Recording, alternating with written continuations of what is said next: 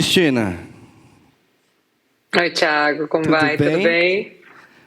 Queria, antes de tudo, te agradecer. Sei que você está, acho que em Stanford, com uma agenda super apertada, e a gente, de alguma forma, conseguiu encontrar um tempo para fazer esse bate-papo. Então, em nome da TAG, em nome de todos aqui, hoje a gente tem mais ou menos umas 800 pessoas online e cento e poucas pessoas por aqui te assistindo. Não sei se, acho que você não consegue ver a plateia, mas em nome da TAG eu queria te agradecer de ter esse tempo aí para a gente poder bater esse papo, e agradecer a Denise, que está por aqui também, não sei onde. Denise, super obrigado. E, bom, vamos começar. Estamos falando com a Cristina, nossa sócia fundadora do Nubank, mãe de 3 filhos e muita história para contar.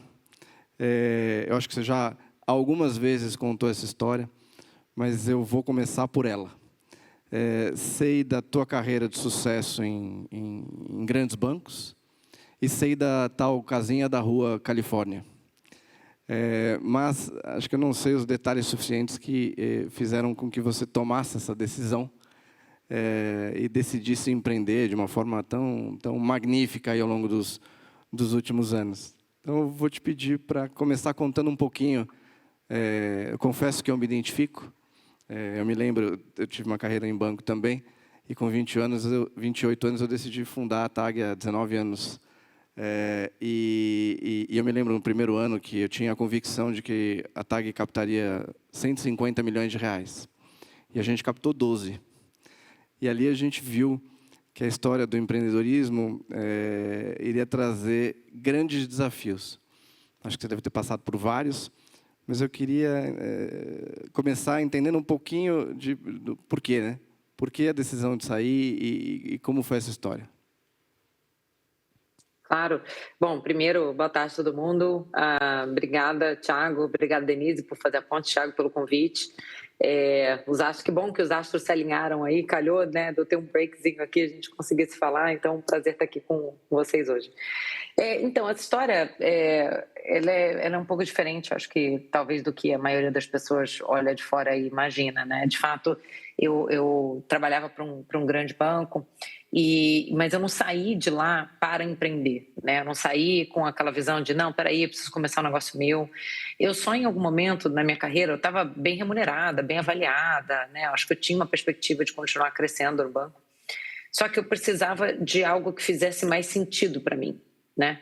Eu olhava para o que eu fazia, eu olhava para o que a organização conseguia realizar, e eu sentia que eu podia dar mais. E naquele momento era uma organização que não me exigia tanto, né? Eu acho que a pergunta que me angustiava era qual era o melhor uso do meu tempo, da minha energia, das minhas habilidades nos próximos 5, 10 anos. Né? Eu sentia que eu estava entrando talvez na fase mais produtiva, mais criativa da minha carreira, e eu não queria desperdiçar isso de jeito nenhum. Então, eu pedi demissão do banco sem saber o que ia fazer. Né? E no dia que eu recebi o maior bônus da minha vida, foi no dia que eu pedi demissão. Mas eu tinha essa convicção de que se eu não fizesse isso, eu não ia conseguir abrir a minha cabeça o suficiente para o que precisava vir, né? E ainda bem que eu fiz isso, porque foi nesse período que eu tive a oportunidade de conhecer meu sócio, né? Que já vinha com essa visão de empreender, de usar a tecnologia para criar algo completamente diferente do que existia no Brasil, né? Ele não entendia como que tecnologia estava criando, né, gerando mudanças tão disruptivas, tão significativas em tantas indústrias, mas em serviços financeiros a gente não via isso acontecer ainda, né? Lembrando que isso foi, gente, há mais de 10 anos atrás. Então, num mundo em que a palavra fintech não tinha sido inventada, a palavra unicórnio não tinha sido inventada. Então, acho que hoje é muito óbvio para as pessoas olharem e falar, claro, banco digital, né? Mas naquela época era assim, a gente era chamado de maluco para baixo, né? Todo mundo achava que a gente estava doido, né? Então era algo realmente muito, muito diferente. E a gente gosta de dizer que a gente começou uma startup na Califórnia, né? Não é nessa Califórnia que eu estou agora, é na Rua Califórnia, no Brooklyn, né? Na tal da casinha que muita gente já ouviu falar, porque era o que tinha, né? E uma das coisas que a gente sabia era que a gente precisava provar o conceito, né? Ganhar atração muito rápido, né? Então, eu entendo o teu ponto de ter uma visão grande e, de repente, não chegar tão longe, tão rápido quanto você gostaria. A gente não tinha outra opção, né? Se a gente não fizesse isso, a gente morria, né?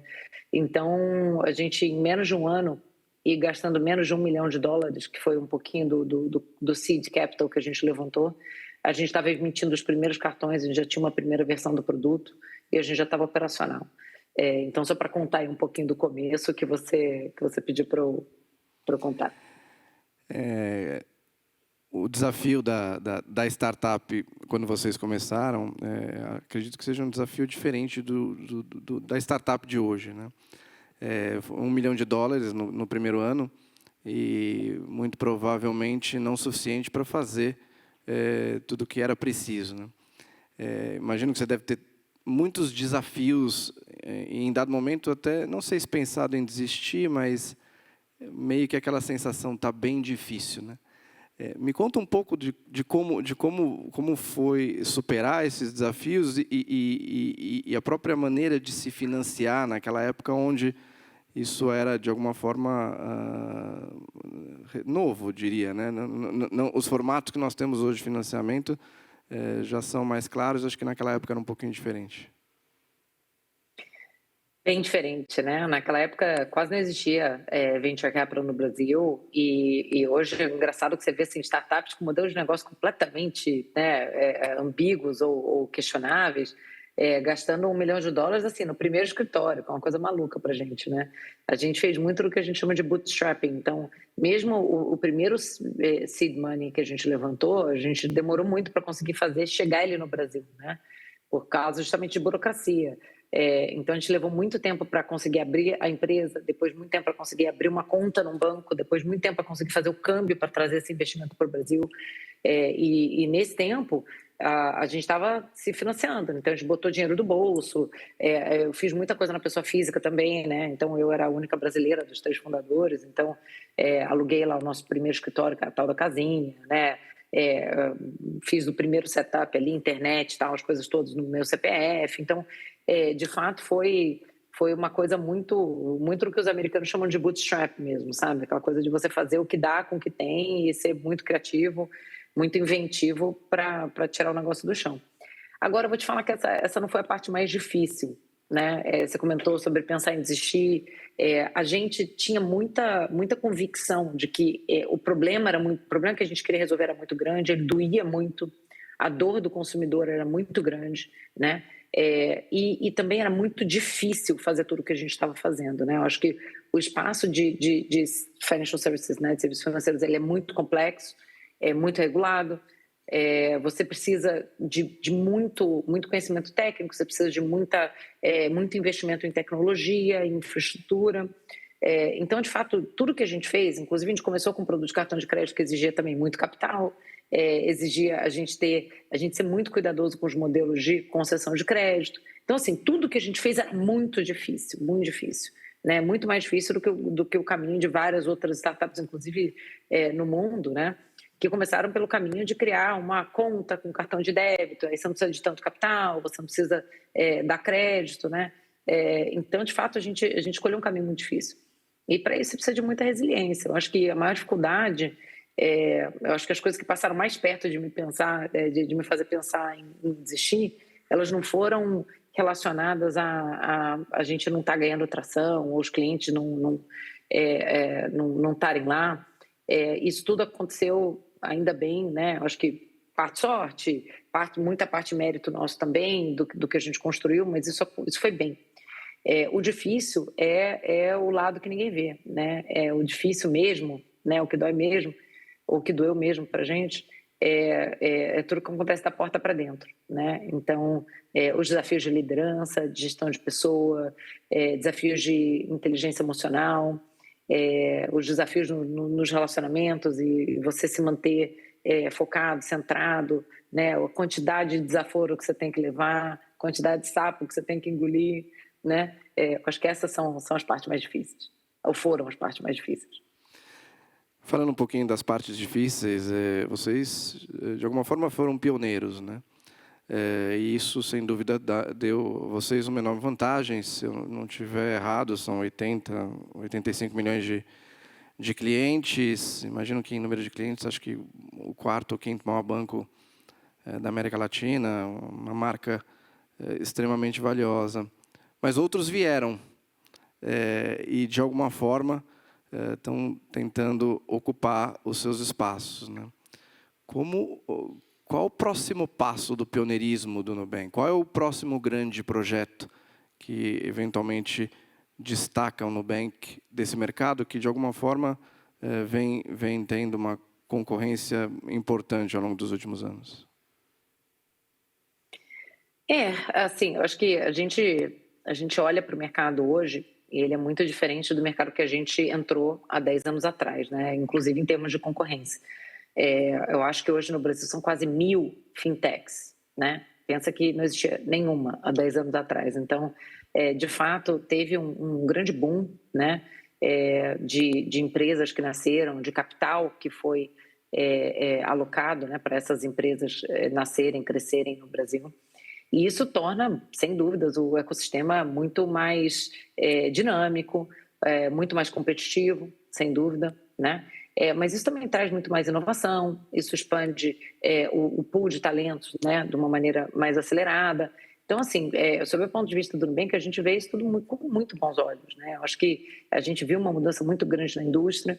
Eu acho que a maneira como a gente pensa nisso a gente continuou vendo que atender o cliente da melhor maneira possível, focar no que o cliente realmente precisa, no que importa para o cliente, isso sempre foi a coisa mais importante e continua sendo. Então, na nossa cabeça, enquanto isso continuar sendo, né, nosso norte, nosso mantra, a concorrência vai vir, vai chegar, vai passar, né? Muitas dessas empresas vieram, nenhuma até agora realmente fez uma grande diferença. Os nossos concorrentes continuam sendo os grandes bancos, que também estão correndo atrás, né, de melhorar a experiência deles. Realmente muito significativa a mudança que houve, né, na experiência que vários desses grandes bancos oferecem nesses 10 anos. Eu acho que foi uma evolução, um amadurecimento, né, do setor muito grande. E eu acho que a maior proteção para a gente é continuar sendo tão obcecado pelo cliente como a gente é. E lembrando que, por mais que a gente tenha muito orgulho do que a gente já fez, e como você falou, os números são bem superlativos em relação ao número de clientes, é só o começo, né? Quando a gente pega cartão de crédito, que é o nosso produto mais antigo, mais maduro, a gente tem 10, 12% de market share. Os outros produtos no Brasil, empréstimo pessoal, mesmo quando você fala de depósito, investimento, seguro, a gente tem muito pouco, né? A gente tem 1, 2, 3, 4% do mercado, dependendo do produto que você está falando. Então, assim, tem muito espaço ainda para crescer, tem muita coisa que a gente sequer lançou. E aí, além disso, né, você sabe que a gente começou já a nossa expansão internacional, então a gente hoje opera no México, na Colômbia. Analogamente, tanto no México como na Colômbia, a parcela da população que é nosso cliente ainda é muito pequena. A gente está vendo sinais de tração muito bacanas, a gente está crescendo tanto no México como na Colômbia mais rápido, proporcionalmente, do que a gente cresceu no Brasil. Mas tem muito ainda para a gente continuar crescendo e expandindo pela frente, sem dúvida. Eu vou chegar no México e na Colômbia daqui a pouquinho, acho que é um ponto que vale a pena a gente explorar, mas de alguma forma vocês posicionaram um pouco contra o establishment, né? A questão da relação com os bancos tradicionais. E também, eu já vi alguns testemunhos e campanhas da relação que vocês criaram com os clientes, né? Que de alguma forma, em alguns momentos, até é uma relação de fãs. Você acredita que este tipo de relação vai fazer com que a indústria, vou colocar aqui entre aspas, tradicional, possa ser questionada? Eu acredito que a gente está numa era hoje, né, depois da internet, que o poder de decisão do consumidor mudou muito, né? Hoje o consumidor ele tem muito mais acesso à informação, ele tem muito mais opções, né? Ele pode fazer escolhas muito mais rápido, com um custo de mudança muito mais baixo, né? Então, nesse mundo que a gente vive, se torna muito mais importante você tratar muito bem esse cliente, você realmente merecer esse cliente, né? Eu acredito que essa é um grande critério de decisão, uma grande vantagem competitiva que uma empresa pode ter no longo prazo. De fato, a gente tem fãs, né? A gente fala muito que a gente quer que os clientes nos amem fanaticamente, como é a linguagem que a gente usa dentro do Nubank, né? Porque a gente acredita nisso, que no fim do dia o cliente vai ter escolhas, cada vez mais escolhas, ele vai estar cada vez mais livre para exercitar essas escolhas, não amarrado por letras miúdas, por contratos por ruins, por experiências ruins, né? Você pensa no mundo com Open Finance, que nem a gente tem no Brasil, né? Com todo mundo digitalizando as suas ofertas e tal, cada vez mais o cliente é livre para escolher o que ele quer fazer. Então, a gente desde o começo tinha essa visão e apostou nisso. A gente tem fãs hoje e não é por acaso. A gente decidiu que a gente ia ser tão bom para os clientes que essa ia ser a relação com eles, né? Eu acho que, claro que no começo a gente teve que fazer um pouco de conscientização dos consumidores. Era engraçado porque no começo as pessoas estavam tão acostumadas com quão ruim era a experiência que elas não conseguiam imaginar que podia ser diferente. Mas a partir do momento que a gente acordou elas daquele transe ali, a gente falou assim, não, peraí, dá para ser diferente. Aí elas falaram, não, porra, dá, eu quero mais, então. A gente começou com o cartão de crédito, as pessoas já estavam pedindo o cartão de débito, a conta, né, investimento e tal, e elas não param, elas pedem até hoje para a gente fazer uma companhia aérea, uma empresa de telefonia, né? Assim, onde elas veem dor, elas querem que a gente vá resolver, né? Então é muito bonito isso, e isso dá para a gente, acho que evidências muito fortes de que a gente está no caminho certo, né? Porque o cliente está pedindo para a gente. Quando a gente lança um produto novo, não é um negócio que da nossa cabeça a gente inventou e vamos ver lá se o cliente quer, né? Se a gente consegue vender, não. O cliente está pedindo isso para a gente faz muito tempo, então faz muita diferença isso, né? Na chance de sucesso que um produto vai ter. Vocês têm 10 anos de história e já conheciam o cliente brasileiro, né? Nem todos os sócios são brasileiros, né? Mas já vivem o Brasil, muitos deles, o Brasil há muito tempo e estudaram o cliente brasileiro. A inovação, na verdade, a expansão do Nubank para a Colômbia e para o México, existe aí, acredito que, o tempo de adaptação àquele mercado, né? É uma decisão ousada de um mercado, na minha visão, especialmente mais fechado, que tem grandes desafios. Obviamente, tem muitas oportunidades, mas provavelmente desafios diferentes do que nós temos no Brasil. Conta um pouquinho como é que tem sido tanto a experiência no México como na Colômbia. Acho que vale a pena. Claro. Sem dúvida, a gente não pode achar que o México, o Brasil, né? Enfim, são países diferentes, com culturas diferentes, com a língua diferente, né? Com desafios diferentes.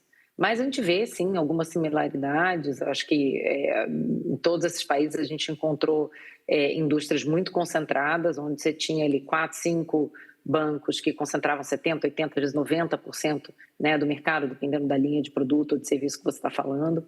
A gente também viu muita dor do consumidor, como a gente via também quando a gente começou no Brasil. Claro que, assim, para falar só de cartão de crédito, né, que é um produto que a gente tem nos 3 mercados, cartão de crédito funciona de um jeito no Brasil, de um jeito no México e de outro jeito na Colômbia. O cálculo dos juros do rotativo é diferente em cada um desses mercados. Então, assim, só para dar um exemplo que parece bobo, né, e técnico, né, e eu poderia aqui falar bastante tempo também sobre, enfim, como o consumidor mexicano age ou como o consumidor colombiano age. Sem dúvida, são iniciativas que a gente começou muito consciente da necessidade da gente entrar com um mindset de curiosidade, sabe? De realmente entender esse consumidor, entender que ajustes a gente precisava fazer localmente, e não só os técnicos, não só os exigidos pela regulação, mas aqueles que realmente iam fazer o cliente mexicano sentir que a gente está ali para ele, por ele, né? Acho que isso é uma parte essencial da nossa estratégia de realmente ter fãs, né? Um pouco do que a gente estava falando antes.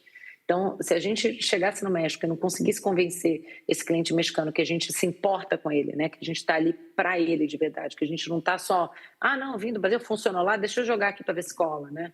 Eu acho que isso teria sido um grande erro, né? Então, por isso, a gente foi muito cuidadoso. A gente, claro, tem times, né, no México e na Colômbia com muita gente local, mas fazendo um balanço muito, muito bacana entre as pessoas que estão lá, locais, que conhecem, né, muito bem o mercado, mas também pessoas que trazem esses 10 anos que a gente tem de experiência aqui no Brasil, né, que certamente tem lições muito importantes que podem ajudar a gente a acelerar o crescimento lá.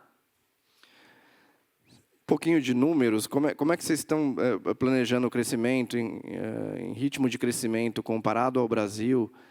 O que vocês esperam do mercado, capacidade de penetração nos próximos 2, 3 anos? Qual é um pouco a expectativa de vocês em relação a esses dois mercados? A gente é uma empresa aberta, né? Então não posso falar de projeção de crescimento, muito menos em quiet period, que é o que a gente está, porque a gente vai divulgar resultado na semana que vem. Mas o que eu posso dizer é o seguinte, a gente olha, para falar de México, que eu estou com os números frescos na cabeça, eu estive lá semana passada, a gente acabou de inaugurar o nosso escritório novo lá no México, tem muita coisa muito interessante sobre o mercado mexicano, né, para a gente. Vou dar aqui alguns exemplos.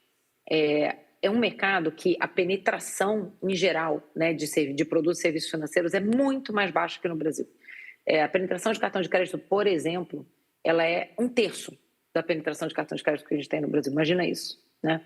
Então, apesar de ser um país, né, em número de pessoas menor do que o Brasil, a gente olha para a possibilidade de crescer o tamanho do mercado de cartões como um todo lá com muito otimismo, né? Inclusive, isso não é um sonho, uma possibilidade. Hoje, da nossa base de clientes lá, que já passou de 3 milhões de clientes, né, quase metade desses clientes nunca tinham tido um cartão de crédito antes. Então, realmente, a possibilidade da gente expandir as fronteiras aqui desse mercado são muito grandes. Além disso, o México é um país que tem um PIB per capita 30% maior do que do Brasil, né? Então, isso dá para a gente também um potencial depois de receita por cliente, né, proporcionalmente um pouco mais alto. Além disso, cartão de crédito lá é usado de uma maneira muito diferente do que no Brasil. No Brasil, o cartão de crédito é um meio de pagamento, ele não é usado para financiamento, né? O crédito do rotativo é uma parcela muito pequena do financiamento ao consumo hoje no Brasil e com uma qualidade muito ruim.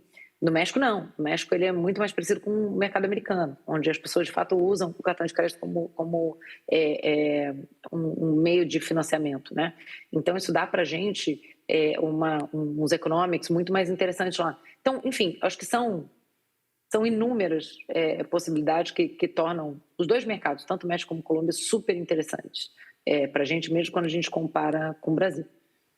Legal.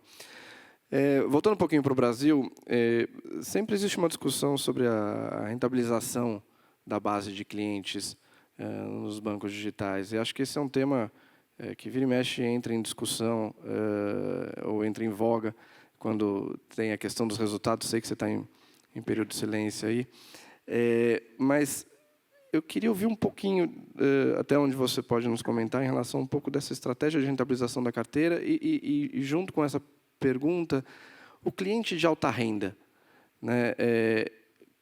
Existe uma estratégia do Nubank olhando o cliente de alta renda especificamente, seja através do próprio desenvolvimento do banco ou com parcerias? Como é que está um pouquinho a cabeça de vocês aí, em relação a essa estratégia e em relação à questão de rentabilização? Claro. Bom, é um desafio realmente muito grande, né, de rentabilização de várias operações, né, de outras fintechs no mundo inteiro. A gente, no Nubank, a gente já passou essa fronteira já tem um tempinho, né? A nossa operação no Brasil ela já é rentável há bastante tempo, acho que há quase 2 anos, e mesmo no nível da holding, a gente já tem bastante tempo que a gente está dando lucro, mesmo considerando as operações do México e da Colômbia, que ainda estão numa fase inicial de investimento, né? Então, enfim, acho que não tem mais uma discussão de se a gente vai conseguir monetizar a base, né? A gente sempre teve um modelo de negócio muito claro. A gente não, as pessoas tinham uma lenda urbana que assim, não, o Nubank está crescendo muito, mas em algum momento eles vão ter que cobrar as coisas dos clientes porque eles vão ter que dar dinheiro. Assim, o nosso modelo de negócio ele sempre foi o mesmo. Não teve uma grande guinada que para agora a gente está dando dinheiro. A gente não passou do dia para a noite a cobrar um monte de tarifa, né? Enfim, a explorar aqui os clientes. Pelo contrário, né? O que acontece os nossos clientes que sempre foram rentáveis no nível individual, agora a carteira está madura o suficiente de modo que, mesmo com o nível de crescimento que a gente tem, que é bastante alto, a gente já tem clientes que estão com a gente há tempo suficiente, que já estão gerando lucros recorrentes, né, margem de contribuição recorrente, de modo que a gente tem um lucro líquido bastante significativo. Então, não tem uma discussão nesse sentido. A gente pode debater aqui o ritmo no qual a gente vai crescer, né, esses lucros e essa margem de contribuição por cliente. Tem uma métrica que a gente olha, que eu vou citar alguns números do primeiro quarter, né, então depois vocês olhem aí semana que vem para atualizar um pouco do que eu estou falando aqui, mas a gente monitora a nossa receita por usuário, né, por cliente ativo. E a gente vem consistentemente crescendo essa receita por cliente ativo, acho que no último trimestre devia estar ali perto de $8, $9, né, por cliente ativo. E quando a gente olha para safras mais antigas, para clientes que estão com a gente há mais de um ano, há 2 anos, esse número já está perto dos 20 e poucos, né? Então, assim, a gente vê uma trajetória muito clara de crescimento da receita por usuário com o mero amadurecimento, né, desses clientes, que nos dá aqui a oportunidade de fazer mais cross-sell, de fazer upsell, de aumentar os limites, de conceder crédito para as pessoas que inicialmente a gente não tinha dado o suficiente ou a gente não conseguia entender o comportamento da melhor maneira. Então, assim, a gente olha para isso hoje com uma questão de tempo, né? Isso sem contar a nossa habilidade de continuar trazendo novos produtos. A gente vem num ritmo também bastante constante de lançar produtos novos no mercado. Sobre a alta renda, é uma excelente pergunta. Vale dizer que hoje, do segmento de alta renda, 63% deles já são nossos clientes, já tem algum produto nosso, seja conta, seja cartão de crédito, enfim, né? Mas, de fato, a gente não é a instituição financeira principal com a qual ele se relaciona, né? E essa é o nosso objetivo. Então, tem um trabalho sendo feito, está no começo, né? Mas de realmente empacotar aqui uma proposta de valor para esse segmento de alta renda, melhor do que o que a gente fez no passado, que não era o nosso foco, mas agora a gente está se preparando para isso, né? Já tem algumas iniciativas na rua, a gente já vem fazendo até algumas parcerias, eu posso citar uma que inclusive está no ar, para quem não viu ainda, vou fazer meu merchan aqui ao vivo, aqui no evento da TAG, para quem curte Disney, e corridas. A Disney, depois de 4 anos, né, porque a última edição tinha sido antes da pandemia, eles vão fazer a Disney Magic Run em São Paulo, no Parque do Ibirapuera. É um evento muito bacana para esse público de alta renda, para famílias, tá? Então, a corrida vai ser no dia 29 de outubro, se eu não estou enganada, e tem o patrocínio do Nubank, com a nossa bandeira do alta renda, que é a ultravioleta. Clientes Nubank têm desconto na inscrição da corrida. Clientes ultravioleta têm um desconto maior ainda e tiveram acesso à pré-venda. Então, assim, só para dar um exemplo, né, de algo que a gente já colocou na rua e que ilustra aqui um pouquinho dos esforços que a gente vem fazendo para criar uma proposta de valor que seja interessante, única e diferente para esse segmento. Cristina, muito se fala sobre a inteligência artificial. E muitos grupos de discussão passam pela inteligência artificial no setor financeiro, no mercado bancário. A gente teve um painel muito interessante aqui ontem, falando sobre tanto os desafios como as expectativas e impactos da inteligência artificial. Eu queria ouvir um pouquinho da tua opinião do que a inteligência artificial pode fazer no cenário bancário nos próximos anos, ou não fazer? Esse é um tema que está super quente. Engraçado que antes de vir aqui falar com vocês, eu estava numa sessão sobre AI aqui em Stanford. Olha, eu acho que é difícil até para a gente entender e imaginar o que essa mudança de paradigma, de patamar que está acontecendo agora com a AI vai conseguir fazer nos próximos 5, 10 anos. Eu acho que a gente está entrando num período assim, muito transformacional, que vai ser uma mudança tão grande quanto a internet foi, talvez, né? Tendo dito isso, eu acho que tem algumas aplicações que são óbvias, né? Eu acho que muito do que hoje a gente usa pessoas, né, para buscar informação, para atender clientes, né, para esclarecer dúvidas, para resolver problemas. Muito disso vai conseguir ser incorporado aí por ferramentas que hoje já estão em uso, né? Não precisa nem esperar grandes desenvolvimentos. Eu acho que, enfim, inclusive a indústria que vocês estão de wealth management, de advisory, né, para finanças, é uma que vai ser bastante transformada, né, pela capacidade de usar várias dessas ferramentas para agregar informação de uma maneira muito mais rápida, criar conteúdo aqui que seja muito mais acessível para os clientes. Então, é difícil prever, né? A bola de cristal, eu acho que funciona raramente, que dirá numa situação de mudança tão rápida, né, como a gente está vendo agora. Mas eu acho que a gente tem bastante razão para estar otimista com o que essa tecnologia vai conseguir trazer para a gente nesse setor. Vamos mudar um pouquinho da pessoa Cristiana Junqueira para a Cris Junqueira. É uma empreendedora de sucesso ao longo de muitos anos, 10 anos aí à frente do Nubank, é mãe de 3 filhos, influenciadora digital. Como é que você hoje encontra tempo e foca o seu tempo para conseguir, dentre todas as frentes, administrar a tua vida? Esse é um ponto que eu sou obcecada por, né? Eficiência para mim é algo que eu estou sempre perseguindo, né? Eu me considero uma pessoa muito eficiente e todos os dias eu estou descobrindo novas maneiras de ser eficiente, porque tempo no final, assim, todo mundo tem o mesmo tempo, né? Você tem o mesmo número de horas que eu tenho no dia, que o Warren Buffett tem, que o Bill Gates tem, né? Que qualquer pessoa tem. A questão é como a gente usa esse tempo, né? O que a gente prioriza. Então, acho que tem 3 coisas, talvez, que me ajudam muito, né? A primeira é ter muito claras quais são as minhas prioridades, né? E eu tenho 2 prioridades na minha vida, né? A minha família e o Nubank. Acabou. Eu não tenho tempo nem espaço para mais nada na minha vida. E eu sou muito... e muito se fala sobre foco, e a gente acha que foco é você prestar muita atenção no que você quer fazer. Foco é você falar não o tempo inteiro para todo mundo, né? Então, eu acho que ter essa visão muito clara do que é a sua prioridade, alocar o seu tempo de maneira proporcional, porque tem muita gente que fala, isso aqui é minha prioridade. Você vai ver a agenda da pessoa, ela não investe nem 5% do tempo dela para isso. Legal, né? Assim, as suas prioridades são a sua agenda, é o que você está alocando o seu tempo, né? Essa é a primeira coisa. A segunda coisa eu sou obcecada por rotina e otimizar a minha rotina. Então, para mim, o segredo de conciliar essas 2 coisas que são grandes o suficiente, importantes o suficiente, é criar uma rotina que concilie essas 2 coisas de uma maneira muito eficiente, muito otimizada, né? Então, eu sempre travo as coisas que são mais difíceis, que eu tenho menos controle. Em geral, são as rotinas das crianças, né, que estão na escola, que têm horários mais fixos. Eu não tenho como pedir para a escola, olha, nesse dia aqui, eu posso deixá-la um pouco mais tarde, ou ela saiu, né? Não tem essa opção.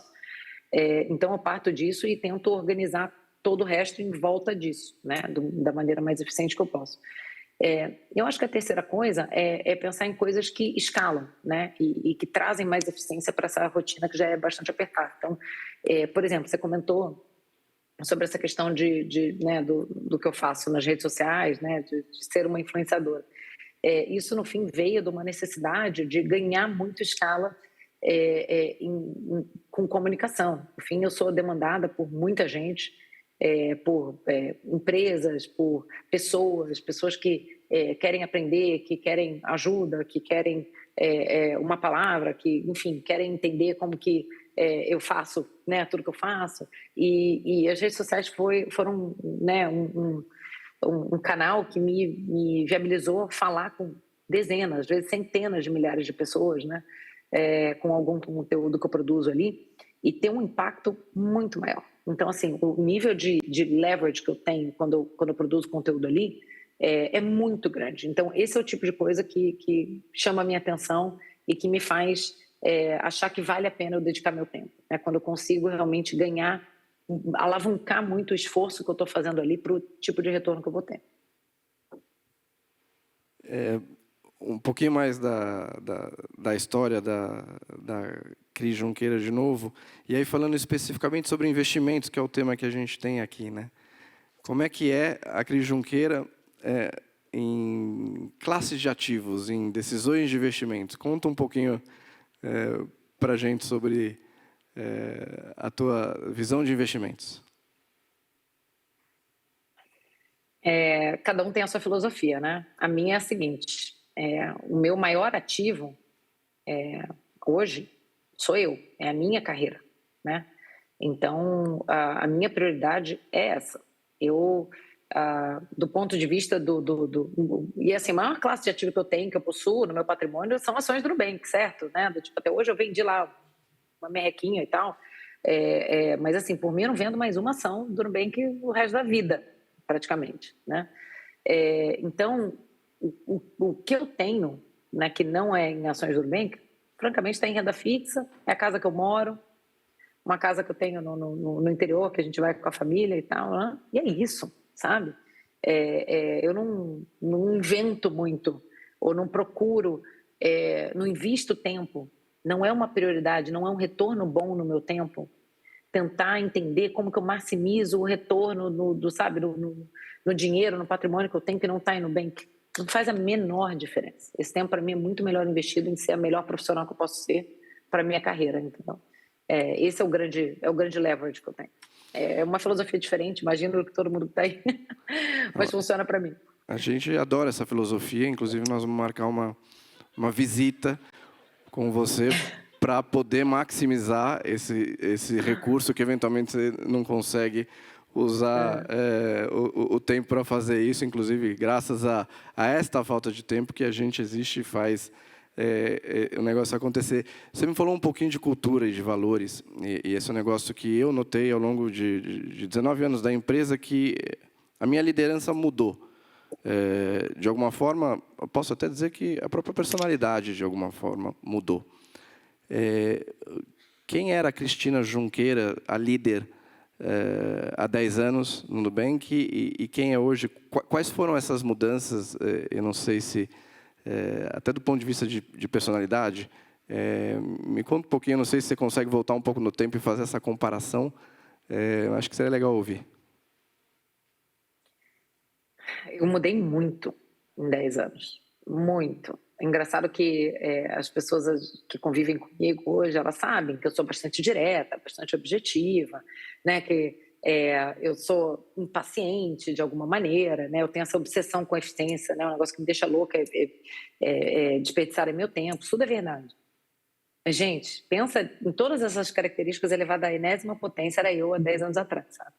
Eu acho que esse tempo todo me deu muito mais paciência, muito mais resiliência, muito mais inteligência emocional, sem dúvida, né, um amadurecimento muito grande, e isso se reflete na maneira como a gente lidera, né, como a gente interage com os times.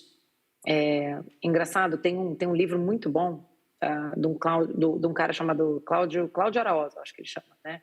Chama Great People Decisions. Para quem está interessado nesse tópico aí de liderança, eu acho esse livro excelente. Ele conta, vou contar aqui a anedota dele, vou dar um pouco do spoiler, né, dele, do livro, porque eu acho que vale a pena, né? Ele trabalhou, ele foi, acho que McKinsey bastante tempo, e ele foi recrutado pela Egon Zehn, né, que é uma grande empresa de talento, né, um talent search firm enorme no mundo. E eles, óbvio, né, tem um super processo de recrutamento gigantesco, e a última, ele foi recrutado décadas atrás, ele foi entrevistado pelo Egon Zehnder na Suíça. E ele chegou lá na última, na entrevista, né, com um cara que tinha fundado esse negócio, um dos caras mais renomados no mundo, né, de executive search, e ele virou e perguntou para o cara, falou assim, pô, preciso fazer uma pergunta muito boa para ele. Ele perguntou para ele, falou assim, na tua experiência, né, décadas aí que você inventou esse negócio, né, o que você acha que é o traço mais importante, a coisa mais importante que você viu nos executivos bem-sucedidos, você viu na sua carreira inteira? E diz que o Egon Zehnder virou para ele e falou assim, olha, não tenho dúvida, a coisa comum, o traço comum entre todos os executivos mais bem-sucedidos que eu vi foi sorte. E aí ele falou, ele ficou muito frustrado, falou, pô, mas não dá para ter mais sorte, né? Não, assim, não é algo que está sob o meu controle, né? Ele conta que ele não teve a presença de espírito de perguntar, falar, tá bom, mas qual era a segunda coisa mais importante, né? Mas que ao longo da carreira dele, ele entendeu que a segunda coisa mais importante era a inteligência emocional, né? Era a coisa que realmente fazia a maior diferença na vida dos executivos, dos líderes, né? Ao longo da carreira deles.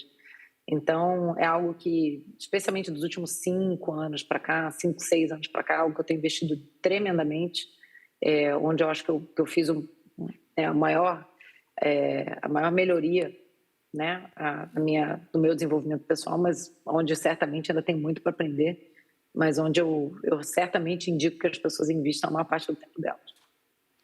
Legal, você me lembra de uma frase do jogador de golfe, Tiger Woods, que ele diz que quanto mais ele treina, mais sorte ele tem. Né? Mais sorte ele tem, é bem por aí. Vamos falar um pouquinho, a gente está chegando no nosso tempo aqui, mas vamos falar um pouco de futuro. Falamos da crise do passado, agora eu quero ouvir um pouquinho do projeto Cris Junqueira e do projeto do Nubank nos próximos 5 anos. Olha, o Nubank é um filho, né? Que a gente quer ver, quer criar, que a gente criou. E que a gente vê como nosso projeto de vida, né? Eu, Davi, o Ed. E a gente sempre teve essa visão de criar uma empresa para décadas, né? O Nubank nunca foi um play e não tenha nada de errado com isso. Tem muito dinheiro para ser feito, tá? Como uma empresa que ela é criada para vender para alguém, para ter uma saída rápida, tá tudo certo. Mas não era o nosso caso, né? A gente sempre teve essa visão de que a gente queria criar algo para 40, 50 anos, entendeu? Então tem muito para fazer, muito. Agora, pessoalmente, como eu falei, né, eu tenho 2 prioridades. O Nubank é uma, a outra é minha família. Então, é algo que eu invisto muito tempo e penso muito, né? E engraçado que uma coisa que me perguntam muito, não foi exatamente a pergunta que você fez, mas me perguntam muito o que é sucesso para mim, né? E o que eu vejo como sucesso. E é engraçado que toda vez que eu paro para pensar sobre essa pergunta, a resposta muda um pouco, né? Mas certamente passa por como eu apoio a minha família e o que eu posso fazer pela minha família. Acho que um pedaço de sucesso para mim, sem dúvida, é ser a melhor esposa, a melhor mãe que eu posso ser, né? E ver as minhas filhas adultas felizes, né? Criando as suas próprias famílias, sendo pessoas boas, pessoas generosas, enfim. Mas tem uma frase que eu ouvi uma vez, eu nem lembro quem foi que falou, cara, mas ficou para mim muito, muito, muito forte, que sucesso é você, seus filhos adultos quererem estar com você. E isso, assim, é muito profundo e é algo que a gente não pode subestimar nem o valor que isso tem e nem quão difícil isso é de atingir, né? Então, o que eu posso te dizer é que certamente muito do meu foco nos próximos anos vai estar nesse sucesso. Eu concordo 100% com você. Eu acho que muitas vezes nesse nosso mercado frenético, a gente muitas vezes mistura as prioridades, né? E essa frase, eu não sei quem falou, mas eu vou continuar propagando porque ela é uma grande verdade. Cris, eu sei que você está com uma agenda super apertada, você se organizou para entre as suas reuniões aí a gente poder estar junto. Eu queria, em nome da TAG, em nome de todos, agradecer esse tempo. Tenho certeza que a gente vai ter a oportunidade de fazer outros encontros e poder trocar mais experiências. Super obrigado e a gente vai estar em contato. Obrigada a vocês pelo convite, espero que tenha sido útil. Desculpa não poder estar com vocês pessoalmente, mas que bom que os astros alinharam e a gente conseguiu se falar assim, dessa maneira. Bom final de evento para vocês. Prazer estar com vocês hoje, gente. Obrigada.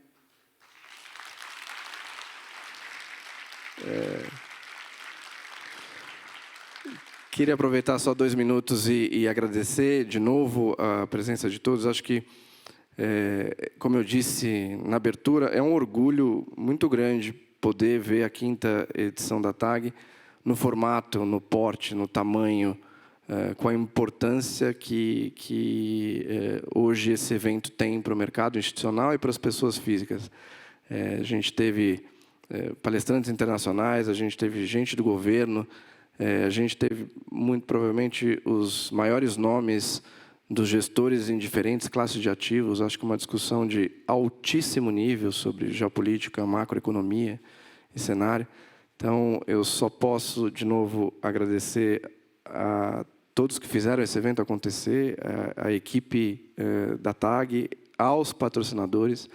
Tenho certeza absoluta que a gente continua fazendo melhor e melhor para que no próximo ano a gente possa entregar um evento mais genial do que esse. O meu muito obrigado a todos. Vanessa, por favor. Obrigada.